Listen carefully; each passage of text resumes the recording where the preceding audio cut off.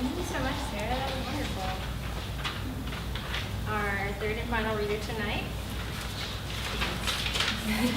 Gotta get my bio. Andrea Eames is a poet and novelist living in Austin after 8 years in New Zealand and 17 in Zimbabwe. She has a BA in English and an MFA in creative writing from the University of Canterbury, New Zealand, as well as a postgraduate diploma in book publishing from Pretoria. I told her I would get that wrong. Arts College in Wellington. She has released 2 critically acclaimed novels so far, both published by Harvill Secker and imprint of Penguin Random House UK, and set in Zimbabwe. Cry of the Go Away Bird, 2011, and The White Shadow, published in 2012. The White Shadow was shortlisted for the 2012 Dylan Thomas Prize. Her first book of poetry, The Making of Stones, which we have on that little table over there, was released in March this year. Andrea aims to be vulnerable, vivid, and honest in her poetry and prose, and her favorite ice cream flavor is coffee.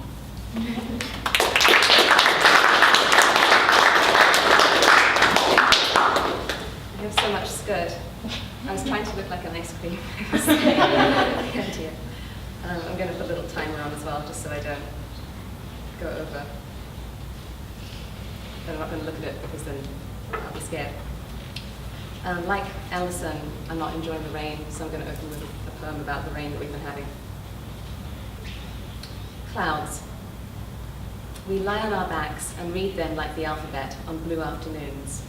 All our invention mustered to find the shapes of animals, or to pretend we do, as if they are friendly and well disposed towards us, and can be understood and trusted. We watch them like cartoons. But after days of refusing to shift, they become a malicious herd, feigning unintelligence.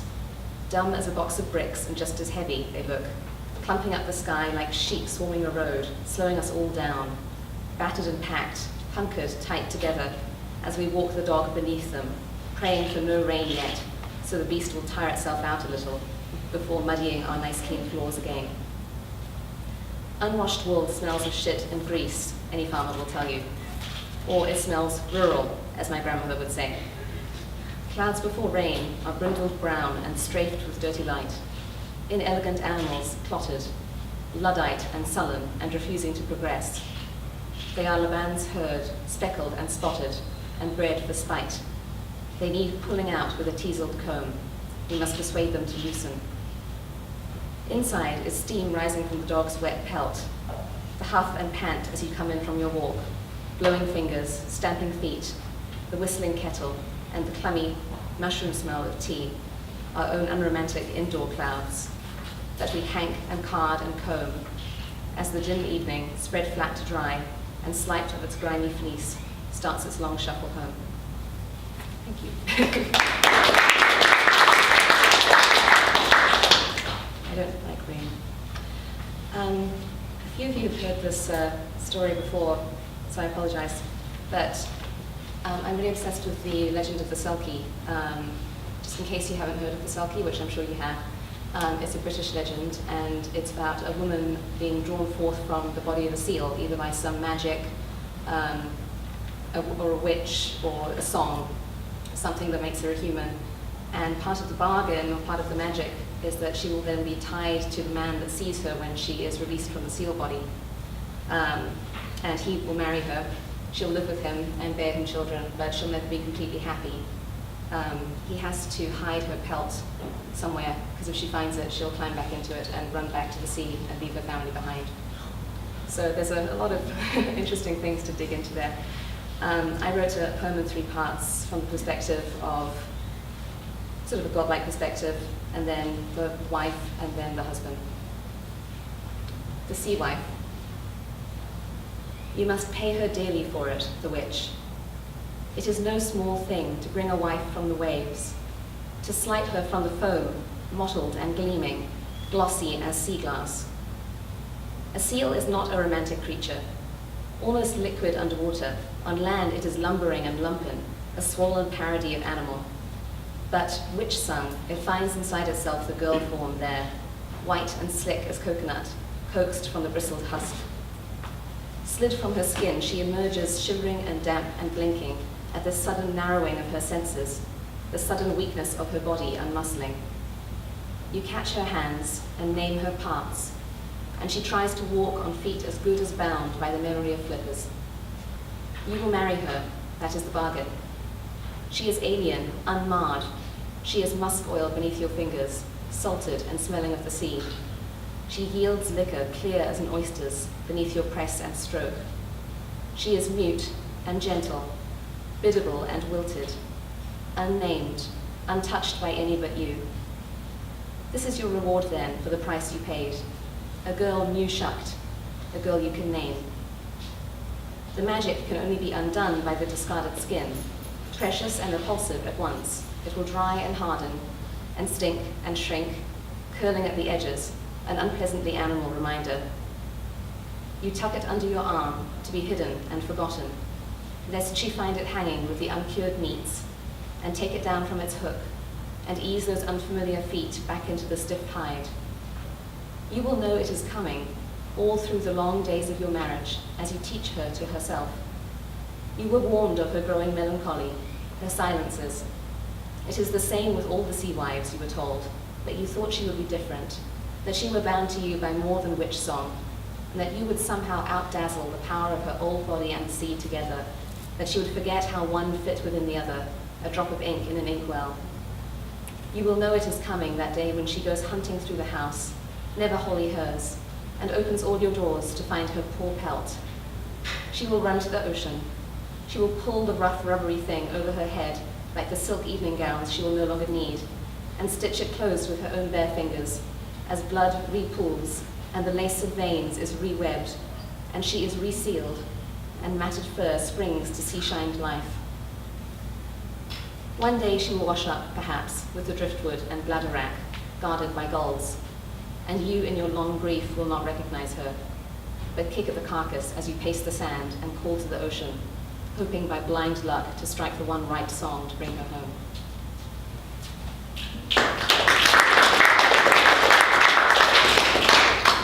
I'm going to grab my water quickly. Sorry.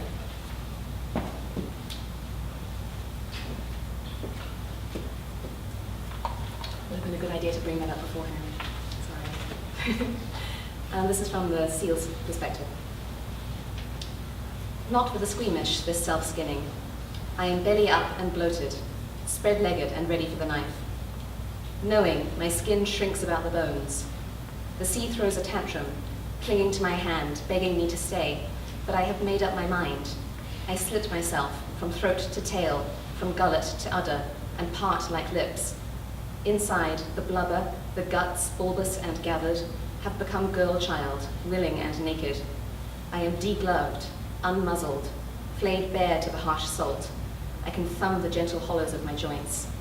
And I step free, white and weak and staggering, white as a sapling peeled back, weak as the bare wrists of lilies, feet so tender the sand alone roars them.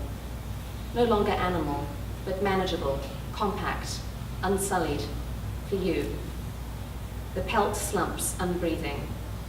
Hide that bristle-haired mess, that indecent suffering skin sack, before I am tempted to shrug it back on. Scrape out the fat, spoon out the curd, and leave it, stiff and drying, stiff and dulling. It strains after me, bereaved and bestial.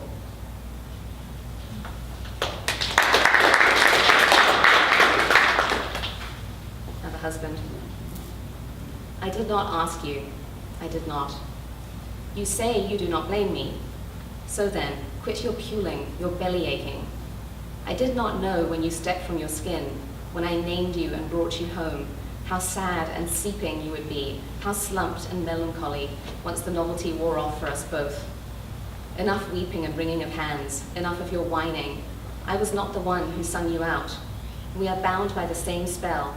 I am as much a prisoner as you. Give me my grief early. You hold it over me, your bristled coffin, your magic skin, your soft and soggy yearnings. You threaten me with the water, with your seal self. At night, you mouth your pillow, open-eyed, with gormless gulpings, soaking your story into the stuffing, souring the linens with your nighttime breath, and murmurs and mewlings, and I have to lie there and listen. I remember the peeled white of you when you first stepped out, your long virgin limbs, your never tangled hair, your eyes still part seal, black and soft.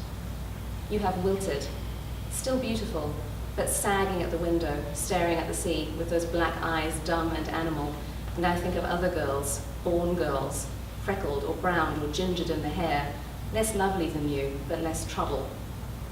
Your shed skin, you bundled it into my arms like an infant and made me hold the stink of it. It gloved my fingers with an unsettling scent. You asked me to hide it. You said you would be too tempted. I can smell it on you still. I have not hidden it all that well. You could find it if you really looked, if you kept the place tidier, if you were more attentive in your duties. Give me my grief early then, so that I may mourn you. I am mourning you now.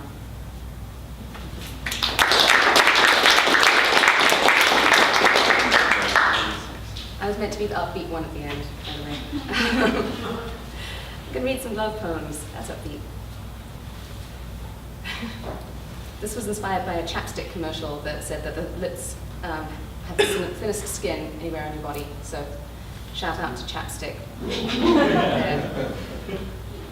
The thinnest skin. A kiss is a thing we make, we two. We form it round and supple, shapely. We hold it suspended between us, trapped and fluttering in potentia. That thinnest skin, taut and terrible, with eager blood that colours and warms, with webbed blood so finely netted, the warp and weft of it, fine woven, knitted up in bright vermilion, trapped in the subtle lines of the mouth. A thing that we make, a tender theft. I am sorry. I am not sorry.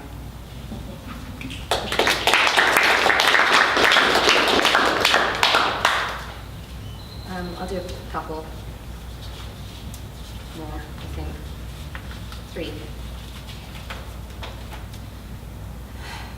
Green tea. I am writing this poem like someone tiptoeing to the toilet in a near stranger's house at midnight or thereabouts, cheek tucking at every creak and cough, holding teeth apart to muffle their chatter, and already dreading the flush and the shamed walk back to a foreign bed, passing all those mute doors again. I don't want to wake it up, what I'm feeling. Unreasonable happiness, unreasonable safety, and I am troubled by my strange faith. I am made suspicious by my own lack of suspicion. It can't be right to feel held and warmed and huffed into life, a lit match, when I hardly know the hands doing the holding, or the breath fanning the tremble of air. I have become a bright tremble of air. I see tea steaming green in cups, although I never drink it green.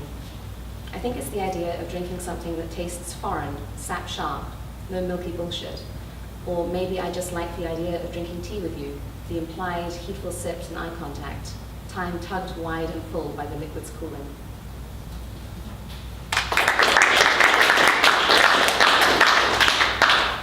So I need 2 more and then you'll be free to enjoy. Kinship. I wish I had been your twin in the womb, that we had curled companionably about each other, nose to tail, in the warmth and wet and silence, that I could have watched you swell and shape, rising like new bread. I wish I had felt that first newness of your hands as fingers formed and starfished outward. You would have been the first to scratch my not-born naked pink, to make me wince and shudder with first felt sharpness, make our mother clutch at her belly and wonder at my kick and how it stirred her. I wish we had learned our differences then as they were forming, the 2 things we could not quite share, not yet. I wish I had been the first to see and covet the budded tender thing you grew between your legs, already unhumble, already nudging at me with blind need, before you knew how to need. In this place where all was given us, dumb and instinctual as a flower turning, but already stiff with male frustration, slavish and, for the first time, unsatisfied. And I wish you had been the first to know my own mute hungry hole, requiring the same fatness and filling as my cord-fed stomach, my half-cocked shell with no inhabitant yet, but growing a slick outer pearl to tempt when the time came, and already making new currents in our water, urging you into its slow tide. In the endless, mindless swelter, we would bump and jostle and swim, and perhaps, clumsily, learn how one part could fit in the other, and perhaps, clumsily, learn what pleasure was or could be, just enough to make us wail when, born insatiate, we would press together through the cramping throat that coughed us into the world, a final spasm making us two from merely one, teaching us of the terrible air, that burning, invisible tragedy come to separate us. And our world will become finding that place again, a place of wetness, silence, swelling, the need to be almost one animal, nose to tail, to be closer than siblings, to touch ourselves and each other with that same inchoate drowsiness, that same liquid drifting, that same dumb fervor, and at last defying our two-ness, fitting one within the other, the cleft of air closing and our two halves twinned at last.